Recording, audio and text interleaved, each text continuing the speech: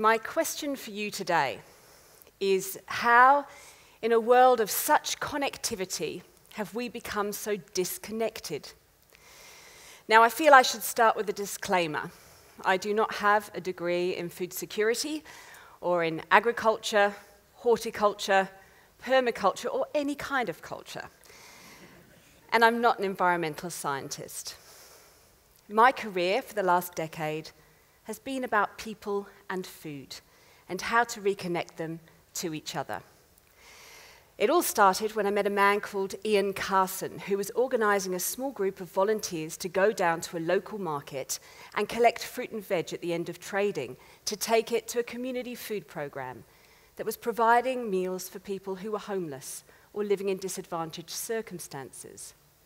And he invited me to get on board and kind of pull it all together and drive it forward. And I thought to myself for about 3 seconds, that sounds worthwhile. I'll give it a shot for a few months. Well, nearly 10 years later, that food rescue organisation that was evolving is now SecondBite, the national food rescue organisation whose food crusaders this year will collect and redistribute 6 million kilos of surplus fresh food that would otherwise have gone to waste. Now that's enough for 12 million hearty, nutritious meals for people in need.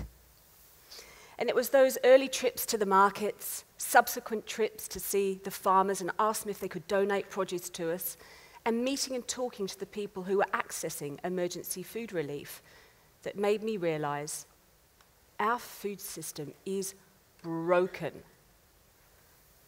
How, in a country as wealthy as Australia, can we throw out 4 million tonnes of edible food every year whilst 1.2 million people regularly run out of food and they don't have enough money to buy more? And how is it that 1/4 of the water we use globally every single year will go to grow the billion tonnes of food that no one will ever eat? And why is it that Australian farmers are 2.5 times more likely to commit suicide than any other profession? And why, last year, did I find myself standing in an orchard next to a third-generation farmer as he broke down, telling me he could not afford to harvest his fruit? And he took me to this orchard where beautiful, productive, healthy fruit trees once stood. And it was dirt.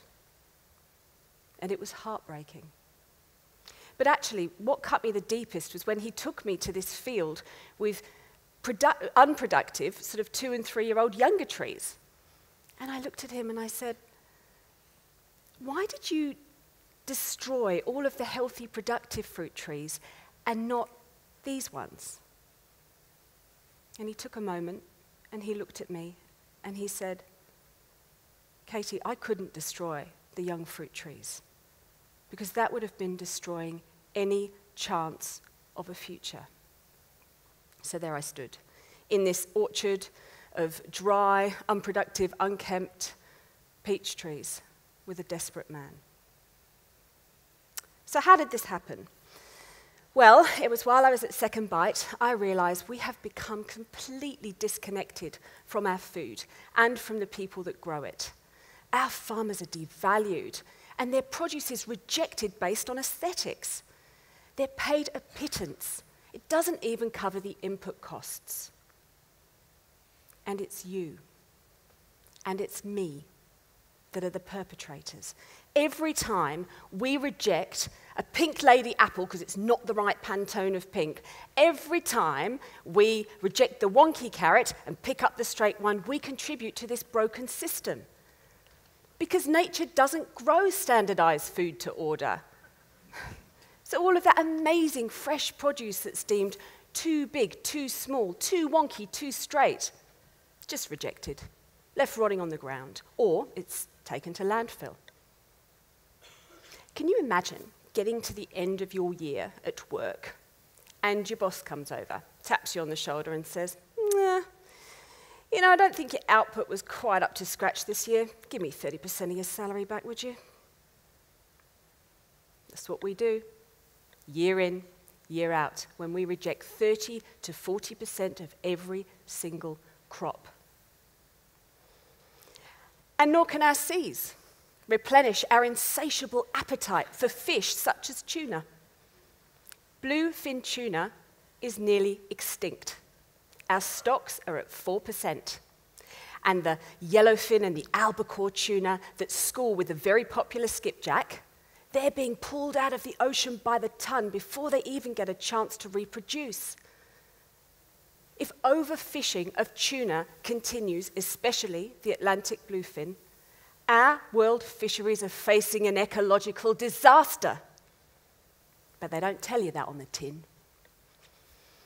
And nor can our Earth continue to absorb the huge amounts of methane that are created by our livestock. Did you know that livestock produce 50% more methane than all the planes, all the trains, all the buses, all the ships, all the cars, all put together? And in developing countries, rural farmers sell their grain to the West so that we can feed our livestock, while their own children sit beside them, malnourished. But hey, we like to have a hamburger. I've seen the devastation for myself. I've been out into the orchards, I've seen apple trees, this is in Australia, apple trees that have been hacked into to put a new variety of apple onto them, just so the farmer can get production up there quicker, because apparently you and I have decided we'd like a redder apple.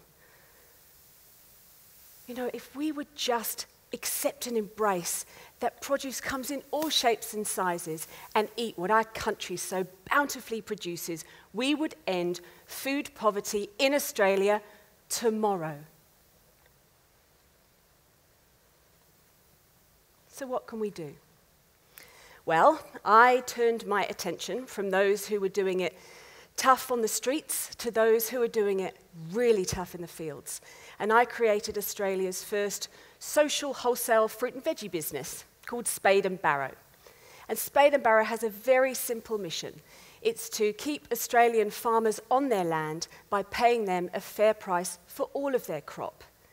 And in just 1 year, we've gone from a standing start to purchasing $200,000 worth of this produce every single month. And it's not surprising that it's gaining momentum, because it is an ecological, environmental, and ethical choice. And we have been doing just sort of wholesale, but now we're actually moving towards, hopefully, serving some of the public and getting it into the homes. Because we must act. We've got to stop this discrimination. Come on, not every carrot can be a supermodel. We are eating into our Earth's capital at an unprecedented rate, chewing through her resources faster than it can be replenished. So I have a question for you. If the whole world lived and ate like Australians, how many planet Earths do you think we would need to sustain us? 4. Nearly. We would need 4 planet Earths to sustain us. And we have, you guessed it, just 1. The greatest weapons that you have at your disposal are your wallet and your words. In fact, that's the only currency big business is going to listen to. So please use it. Ask, where did my food come from? Ask, was the farmer, was the fisherman paid a fair price for this crop? Ask, where are all the wonky carrots? I want to buy a wonky carrot. Let's end the discrimination. And please teach your kids. In the words of Margaret Mead, never doubt that a small group of thoughtful, committed citizens can change the world. Indeed, it's the only thing that ever has.